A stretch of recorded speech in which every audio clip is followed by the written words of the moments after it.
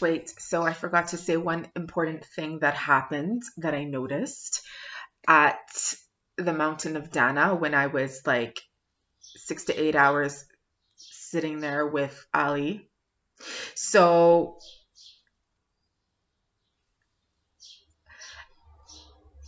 he had taken his sweater off, okay? And he's obviously wearing a t-shirt because it's very hot. It was very humid. It was very sunny. It was very hot. It was one of the hottest days that day. Um,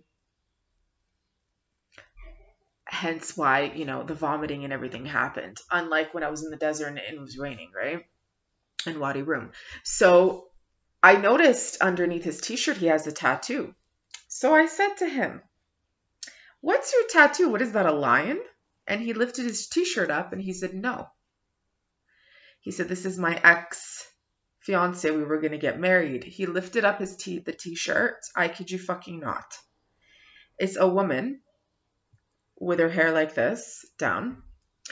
And exactly where I have tattoos on my face, this female had these markings on her face.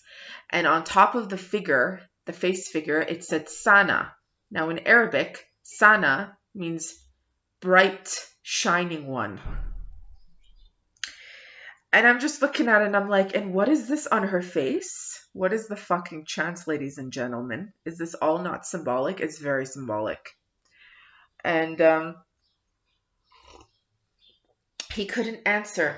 And he said, "I was very in love with her." He goes, I've never been so heartbroken in my life. He goes, "I was very in love with her and we were going to get married." And he goes, "I had to go into the military for a year or two. And when I came back, we promised each other we were going to get married. When I came back, I found out she married someone else." And he goes, "Since then, I haven't been in love like that, So what the fuck? What's the chance?" So whoever I told, because they weren't there, nobody else saw it. Nobody else saw his tattoo. Nobody asked about it. This figure of this female, literally, it's a face, hair like mine, literally the face tattooed in the same areas of the face. And I was like, wow, symbolic, very symbolic.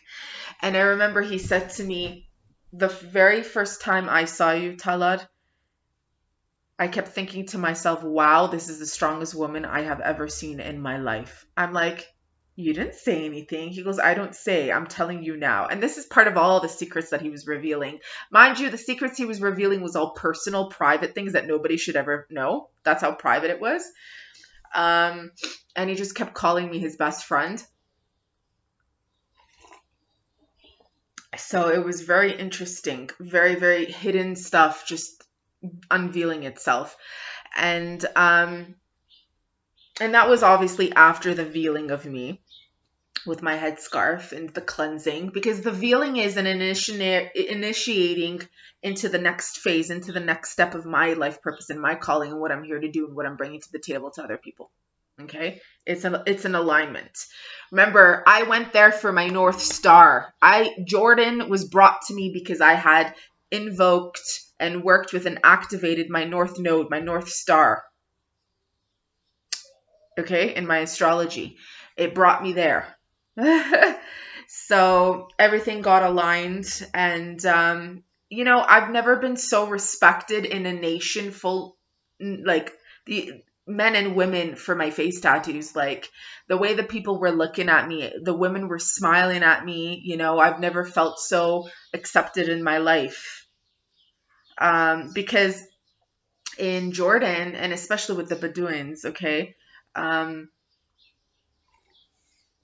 face tattoos on women are symbolic of strength, power, and beauty.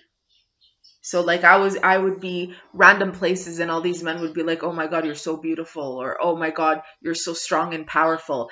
And I had met one Bedouin, his grandmother has a lot of face tattoos as well. And it's very much symbolic of like the head, of the female group, or like the power leader, or, it's just very different than what people associate it with in the West or in Armenia. For example, in Armenia, they just look at it as criminal activity. It's completely different hit message that comes with it.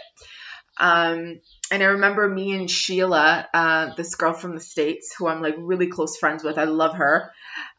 She and I, we went to this shisha place in Amman, and this Palestinian worker came. You could tell he's Palestinian, and we even asked him he's Palestinian, because Jordanians and Palestinians, they don't look the same. And there's a lot of Palestinians that live in Jordan. After the whole, the war with Israel and everything, they moved there.